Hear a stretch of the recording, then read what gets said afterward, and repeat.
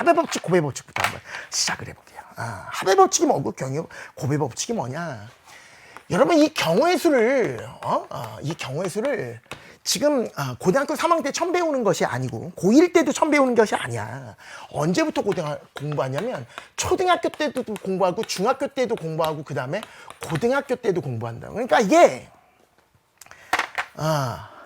옛날부터 공부해 왔던 건데 이게 똑같은 방식으로 경우의 수를 따지는 게 아니라 가르치는 방식이 조금씩 다 달라요.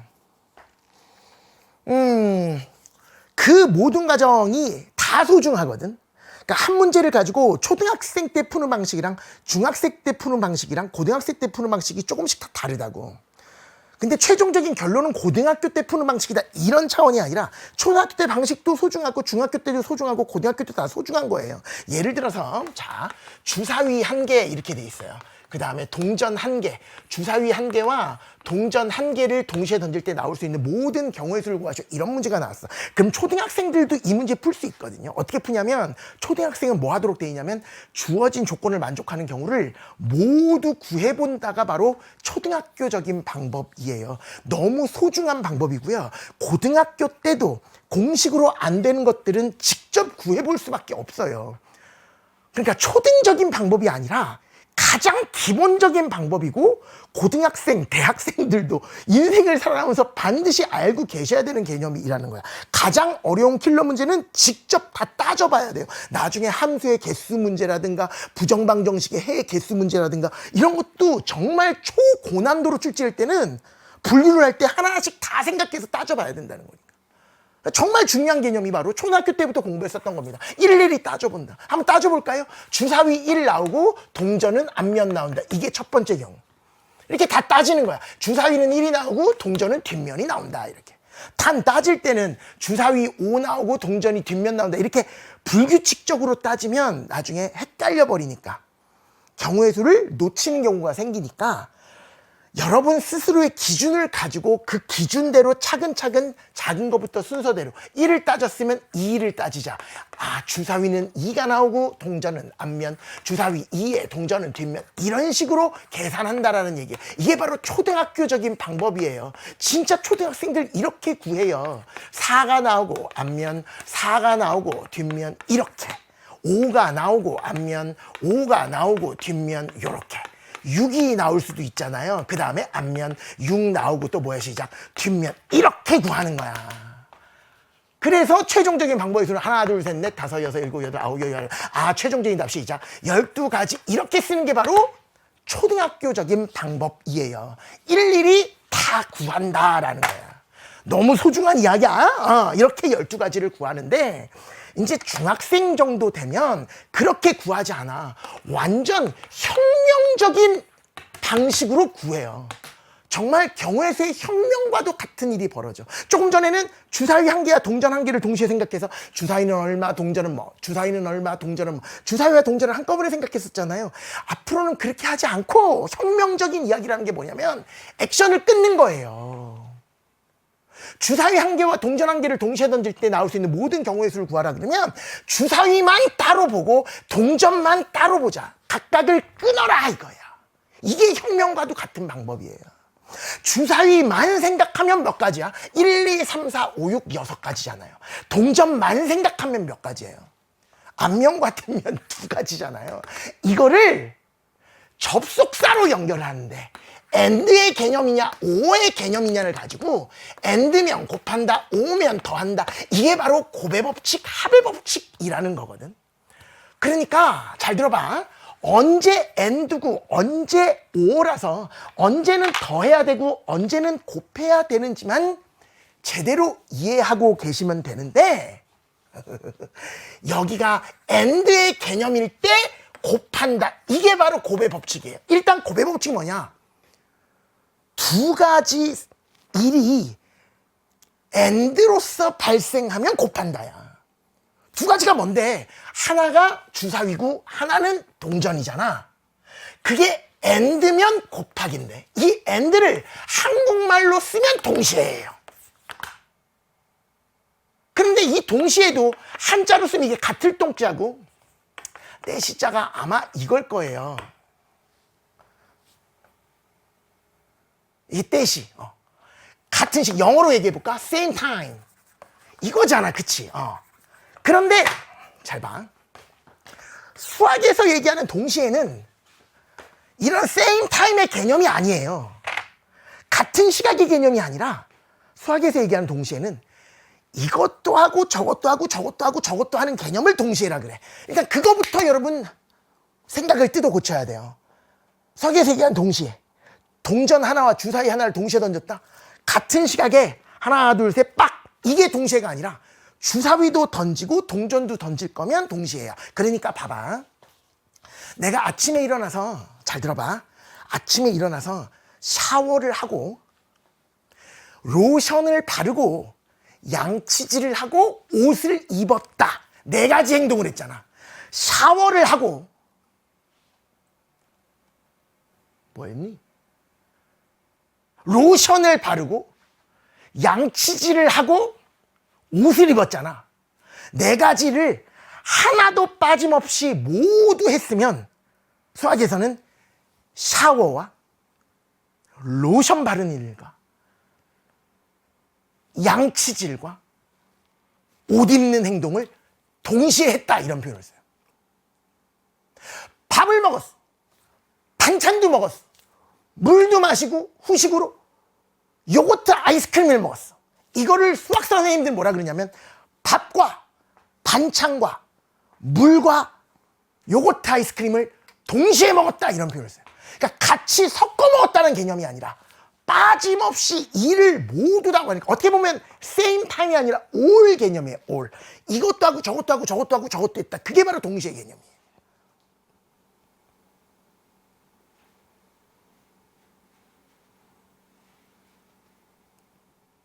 그리고 그 개념을 and라고 불러요.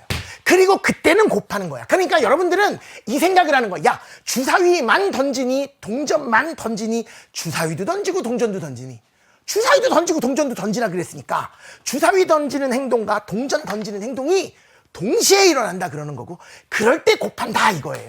그래서 최종적인 답은 뭐가 되는 거야? 시작. 12가지가 된다. 이게 끝인 거야. 아, 액션을 다 끊는데 이 일도 하고 저 일도 하고 저 일도 하는 걸 사람들은 동시에라고 얘기하고 그럴 땐 뭐 하면 된다? 시작. 곱하면 된다. 그게 바로 곱의 법칙의 느낌이에요. 곱의 법칙을 그냥 한글로 동시에 일어날 때 연달아 일어날 때 일이 끊어지지 않을 때 이렇게 한글로 읽으라는 얘기가 아니라 그거를 가슴으로 느끼셔야 해요. 이것도 하고 저것도 하는 개념을 동시에라 그래. 예를 또 들어드릴게. 잘 들어봐. 이렇게 돼 있다고 해봐. 자, 위에 옷이 있어. 셔츠 같은 거. 상의가 있어. 5장이 있고요. 바지가 있어. 하의지. 바지도 있을 수 있고 뭐도 있을, 치마도 있을 수 있고 여러 가지 있을 수 있잖아요. 이 하의가 3장이 있고요. 그 다음에 양말이 3켤레가 있어. 이때 문제.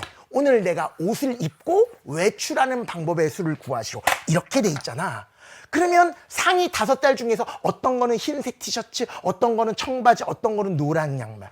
이렇게 입는 방법 한 가지. 이걸 일일이 다 세는 거를 초등학교적인 방법이라고 하자면 곧 중학생 때부터는 어떻게 하느냐. 액션을 다 끊어서 위에 옷 입는 방법부터 차근차근 생각하는 거야. 위에 옷 입는 방법 몇 가지야? 상의가 5개 있으니까 5가지일 거 아니야. 아래 옷 입는 방법은 몇 가지예요? 시작. 3가지지. 양말 신는 방법은 그렇지 3가지지. 그런데 우리는 위에 옷도 입어야 되고 and 하의 아래 옷도 입어야 되고 and 양말도 신어야 되는 거니까 3가지를 동시에 만족해야 한다 이런 얘기예요. 그래서 최종적인 답은 시작. 45가지가 된다. 끝. 이렇게 처리하는 거야. 이럴 때 얘도 일어나고 얘도 일어나고 얘도 일어날 때를 뭐 하면 된다. 시작. 곱하면 된다. 이런 뜻이라고요. 이거를 사람들 뭐라고 부른다고? 곱의 법칙이라고 이야기한다고. 얘도 일어나고 얘도 일어나고 얘도 일어났다는 것을 어떻게도 표현할 수 있냐면 또 잘 들어봐. 얘를 한꺼번에 진행시키지 말고 액션을 끊으라 그랬으니까 내가 현장에 있다라고 생각해버리는 거야.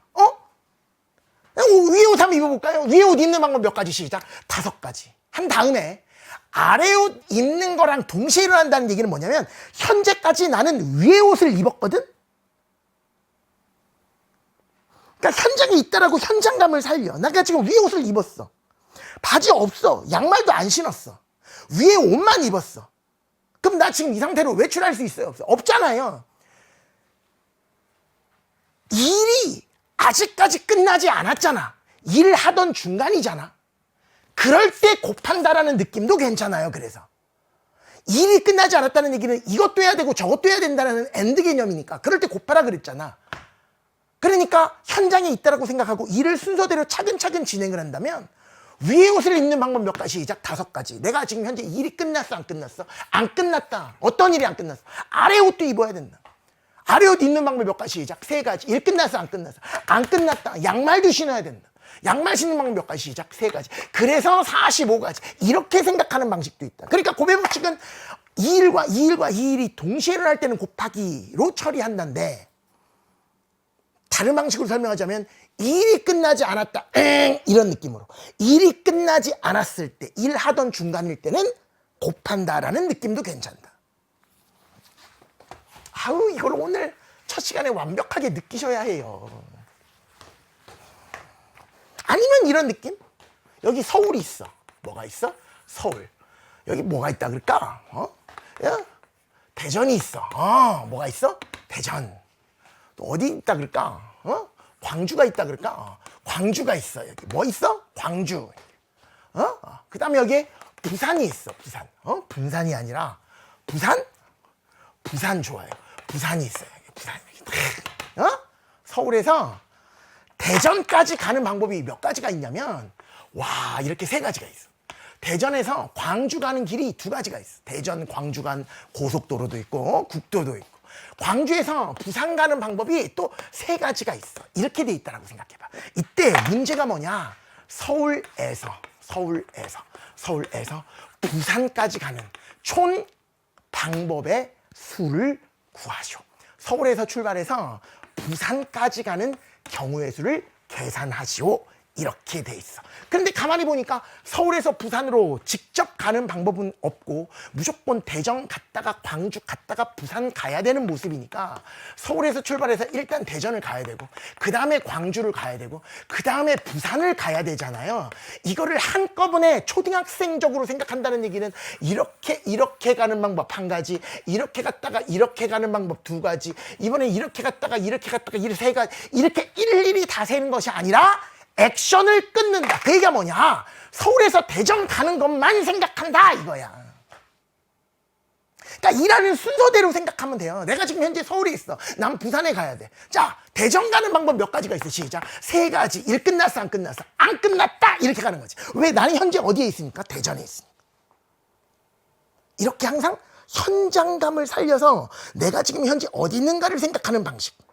난 지금 대전에 있으니까 부산까지 못 갔으니까 일이 끝나지 않았다. 이렇게. 광주 가는 방법 몇 가지예요? 2가지네요. 일 끝났어요? 안 끝났어요. 난 지금 광주에 있거든요. 부산 가야 되잖아요. 광주에서 부산 가는 방법 몇 가지예요? 3가지. 그래서 수행되는 답 몇 가지? 시작. 18가지. 이게 바로 고배 법칙의 느낌이다.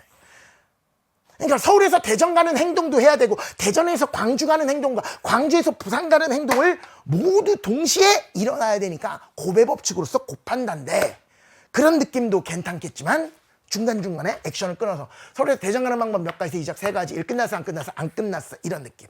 일 끝나지 않았을 때, 다른 말로 일이 연달아 진행될 때는 곱한다. 이런 느낌. 대전에서 광주 가는 방법 시작 2가지. 일 끝났어, 안 끝났어? 안 끝났다. 이런 느낌. 괜찮지 않아요? 광주에서 부산 가는 방법 3가지니까 3가지다. 이렇게. 그래서 시작 18가지다. 이런 개념으로 기억하고 계시면 된다라는 이야기예요. 여기까지가 바로 뭐냐면 고배 법칙, 이런 이야기야. 됐어? 이게 바로 고배 법칙이에요. 괜찮죠? 그게 끝이야. 그게 고배 법칙이야. 쌤, 합의 법칙은 뭔데요? 합의 법칙은 또 뭐냐면, 요거는 이렇게 생각하는 게 좋아요. 제가 합의 법칙을 설명하기 위해서 여러 가지 방식으로 한번 시도를 해봤었는데요. 옛날부터. 이렇게 설명하는 게 여러분들이 받아들이기에 제일 좋더라고. 합의 법칙은 뭐냐면 이거야. 교과상에는 동시에 일어나지 않을 때 뭐 더한다 뭐 이런 건데요. 그렇게 받아들이면 여러분 헷갈리고요. 합의 법칙은 뭐냐면 분류한 다음에 하는 거야. 와우, 내가 지금 뭐라 그랬어? 분류한 다음에 하는 거야. 분류. 이게 이제 오늘의 핵심 가치야. 경우의 수를 따질 때 분류해서 따지자. 분류해서 따진다고. 단 분류의 두 가지 원칙만 지키면 돼. 언제든지 분류해서 풀 수 있어. 여러분이 스스로 분류해서 풀 때는 어떤 원칙을 지키느냐. 잘 들어봐. 분류의 원칙 두 가지. 첫 번째가 동시에 일어날 수 없는 일로. 동시에 일어날 수 없도록. 그리고 빠진 거 없이. 빠짐없이. 요걸 우리끼리 분류의 원칙이라고 생각하고요.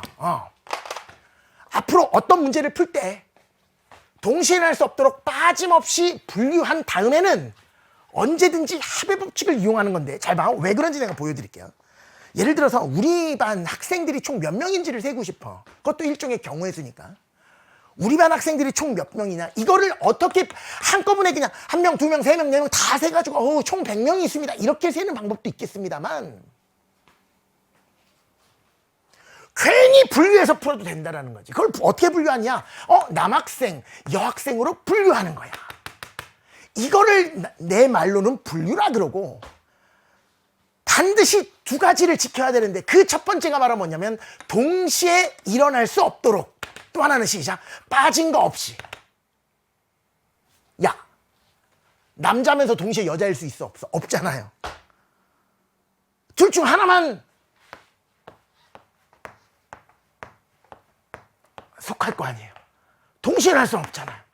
그러면 그게 바로 첫 번째 분리의 원칙 제대로 지킨 거고, 두 번째는 빠짐없이가 뭐냐? 지구상에 존재하는 학생들 중에서 남자도 아니고 여자도 아닌 게 있어요, 없어요? 없잖아요. 빠진 게 없다 이거야. 모든 인간들은 여기에 단 한 군데씩만 들어가게 되는 거지. 그렇게 해야지 완벽한 분류가 돼요. 어떻게? 시작. 동시에 일어날 수 없도록 빠짐없이. 어떻게? 동시에 일어날 수 없도록 빠짐없이. 제가 여러분한테 분류의 원칙을 얘기하라 그러면 뭐라 그래요? 시작. 동시에 일어날 수 없도록 빠짐없이 분류. 그런 다음에 세봤더니 남학생들이 48명이 있네, 여학생들이 52명이 있네. 따라서 최종적인 학생 수는, 여러분, 얘랑 더하고 싶어, 곱하고 싶어. 뭐 말할 것도 없이 본능으로 더하고 싶잖아요. 그거를 사람들은 합의 법칙이라 그래. 그러니까 한마디로 합의 법칙은 뭐냐? 분류한 다음 각각을 더하는 걸 합의 법칙이라 그래. 그러니까 한마디로 이렇게 기억하는 게 좋아요. 합의 법칙 언제만 쓰냐면요, 분류한 다음에만 쓰는 거예요. 각각을 맨 마지막에 뭐 하면 돼? 시작. 더하면, 더하고 싶잖아요. 그래서 총적인 답은 100명이다 이렇게. 언제? 분류한 다음에 각각을 더하면 된다. 단 중요한 건 분류의 원칙이 있다. 분류의 원칙이 뭐야? 시작. 동시에 일어날 수 없도록 빠짐없이. 선생님, 저는요 남학생 여학생 싫어요. 어떻게 분류해도 돼요? 이렇게 분류해도 돼요. 1번 안경을 쓴 학생, 2번 안경을 안 쓴 학생. 이것도 괜찮아요. 왜? 분류의 원칙을 지켰으니까. 분류의 원칙이 뭔데? 동시에 일어날 수 없도록 빠짐없이. 안경 썼다, 안경 안 썼다, 동시에 일어날 수 없잖아. 이거 말고 또 없잖아. 빠진 게 없잖아. 왜? 안경 썼던가 안 썼던가 둘 중에 하나겠지. 제3의 지대가 존재하지 않잖아. 그럼 이것도 분류의 원칙을 지킨 거거든요. 그러면 각각의 경우의 수 구한 다음에 맨 마지막에 더한다. 여전히 성립하는 거예요. 63명이 있더래요. 37명이 있더래요. 안경 쓴 사람 63명, 안경 안 쓴 사람 37명이야. 맨 마지막에 뭐 한다고? 시작. 더한다. 이걸 무슨 법칙? 합의 법칙. 그래서 단 몇 명? 시작. 100명. 이렇게 하는 게 바로 합의 법칙이다. 이렇게 기억하시는 게 여러분이 합의 법칙을 느끼는데 제일 좋은 방식이에요. 분류한 다음에 더하면 된다. 근데 언제 분류하냐? 여러분이 원할 때 하는 거야. 여러분이 분류의 원칙만 정확하게 지킬 수 있다면 누구의 허락을 받지 않고 여러분 스스로가 하는 거예요. 엄마, 아빠, 선생님, 친구, 우리 반 반장, 나보다 수학 잘하는 애들, 걔네들한테 허락받지 않아도 좋다 이거야. 분류의 원칙만 지킨다면 각각의 경우의 수를 맨 마지막에 뭐 하시면 시작. 더하면 된다. 그 얘기예요. 여러분 같으면 어떻게 분류할 것 같아요? 여러분 반 학생들을 어떻게 분류해? 어떤 사람은 이렇게 돼 있어. 오늘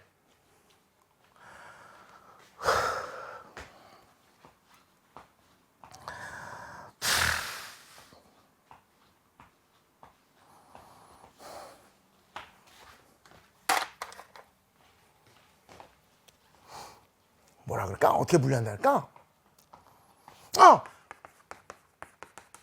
3월 모의고사 성적이 수학 성적이 1등급이었던 친구, 그 다음에 2, 3등급이었던 친구, 4등급이었던 친구로 분류하자. 이렇게.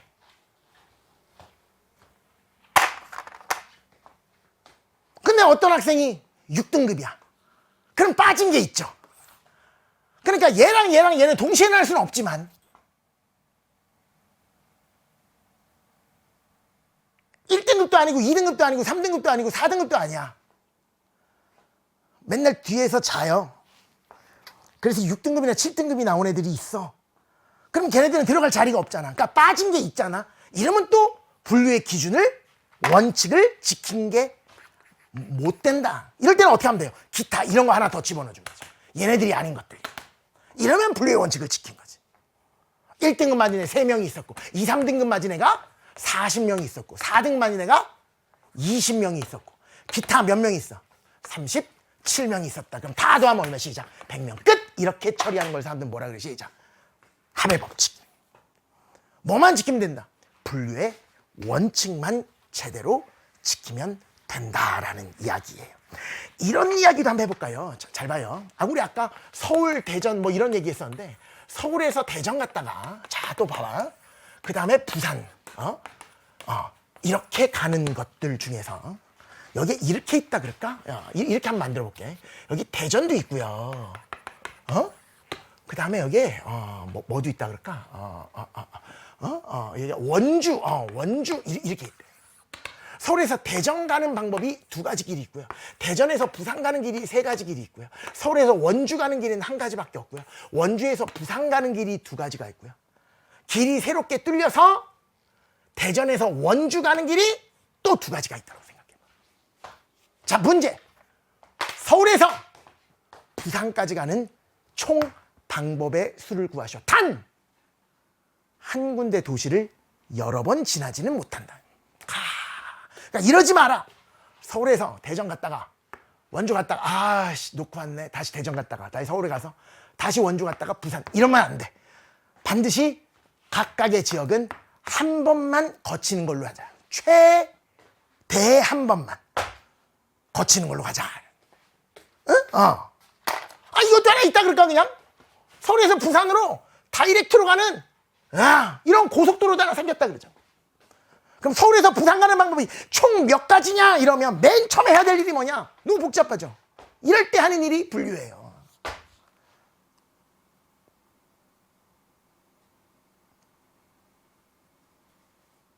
어떻게 분류하냐?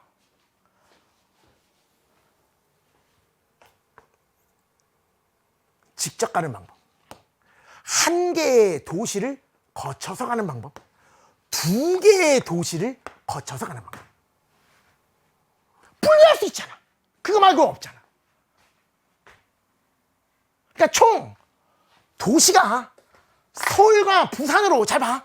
서울에서 직접적으로 부산 가는 게 있고 또 하나는 한 개 도시를 거쳐서 가는 거니까 서울에서 대전 갔다가 부산 가는 경우도 있고 세 번째는 서울에서 원주 갔다가 부산 가는 방법도 있고 이번에는 2개 도시를 거치는 방법은 서울에서 대전 갔다가 원주 갔다가 부산 가는 방법도 있고 또 뭐도 있어요. 시작. 서울에서 원주 갔다가 대전 갔다가 부산 가는 방법도 있고 이거 말고 또 있어 없어? 없어.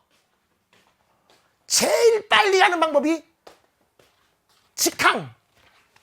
2번째는 한 도시를 거친다. 그 다음엔 2도시를 거친다. 근데 한 도시 거치는 건 또 대전을 거칠 수도 있고 원주를 거칠 수 있고 2도시 거치는 것도 대전 먼저 거칠 수 있고 원주 먼저 거칠 수 있으니까 이거 말고는 없다 이거지. 그러면 뭐를 지킨 거야? 분류의 원칙을 지킨 거다 얘기야. 이제 분류의 원칙을 지킨 거야. 그러니까 우리는 어떻게 풀도록 하자. 이런 경우에서 이런 경우에서 이런 경우에서 이런 경우에서 이런 경우에서를 구한다. 맨 마지 뭐야? 시작. 더해버리자. 이런 얘기야. 그게 바로 합의 법칙. 그럼 첫 번째 서울에서 부산 가는 방법, 직접 가는 방법 시작. 1가지 끝. 이렇게 되는 거고. 2번째 서울에서 대전 가서 부산 가는 방법은 몇 가지냐? 일단 액션을 끊어서 서울에서 대전 가는 방법 몇 가지 시작. 2가지 and 대전에서 부산 가는 방법 몇 가지가 있냐? 3가지. 그래서 몇 가지 시작. 6가지. 이렇게 되는 거고. 서울에서 원주 가는 방법 몇 가지입니까? 원주 가는 방법 한 가지네요. 한 가지 앤드. 원주에서 부산 가는 방법은 두 가지네요. 그래서 여기는 또 두 가지. 이런. 괜찮지? 서울에서 대전 가는 방법 몇 가지입니까? 두 가지네요. 두 가지. 일 끝나지 않았고. 나는 현재 대전에 있어. 이제 어디 가야 돼? 원주 가야 돼. 대전에서 원주 가는 방법 몇 가지 시작. 두 가지. 아직도 일이 끝나지 않았어. 나 지금 어디 있어? 원주에 있어. 나 어디 가야 돼? 부산 가야 돼. 몇 가지야 시작. 두 가지. 그래서 몇 가지? 8가지가 되는 거야. 서울에서 원주를 거쳐서 대전 갔다가 부산 가는 방법을 구하시고 그러면 서울에서 일단 원주 가야 되니까 몇 가지 시작. 한 가지. 엔드. 끝나지 않았고. 원주에서 대전 가야 되는데 가는 방법 몇 가지 시작. 두 가지. 아직도 일이 끝나지 않았고. 대전에서 이제 부산으로 가면 되는데 일 몇 가지 시작. 3가지. 그래서 몇 가지? 6가지. 이런 식으로 각각의 경우의 수를 구할 때는 곱의 법칙을 쓰는 거고 맨 마지막에 분류된 5가지 각각의 경우의 수를 맨 마지막에 뭐 한다 시작. 더해준다. 이게 합의 법칙. 그러니까 각각은 곱의 법칙. 맨 마지막에 분류된 각각을 더한다라는 이런 개념이 여러분들이 앞으로 41개 강좌를 통해서 해야 될 행동들이에요. 이게 가장 기본적인 베이스인 거야. 너무 문제에서 주어진 게 복잡해? 그러면 동시에 일어날 수 없도록 빠짐없이 분류한 다음 각각의 경우의 수를 구해서 맨 마지막에 합의 법칙을 이용해서 더한다. 단 각각의 경우의 수를 구할 때는 곱의 법칙을 보통 쓰게 되어 있어요. 왜? 일이 끝나지 않았을 때는 무조건 뭐 하는 거니까? 곱하는 거니까. 그래서 최종적인 답은 1 더하기 6 더하기 2 더하기 8 더하기 6이 되는 거니까. 얼마야? 23가지. 끝! 이렇게 푸는 게 바로 합의 법칙, 곱의 법칙이라는 거예요. 이게 여러분들이 앞으로 다루게 될 모든 경우의 수 문제를 푸는 가장 기본적인 아이디어예요. 생각하는 방식이에요. 한 방에 생각을 못 하겠다거든 뭐 하자 시작. 여러 방으로 생각하자. 그걸 뭐라 그런다? 두 글자로 분류. 분류할 때는 반드시 머릿속에 뭐가 있어야 돼요? 분류의 원칙을 지킬 생각. 분류의 원칙이 뭔데? 동시에 일어날 수 없도록 빠짐없이 딱 그 생각만 하시면 돼요. 끝이야 그게. 괜찮지. 그거예요 그거.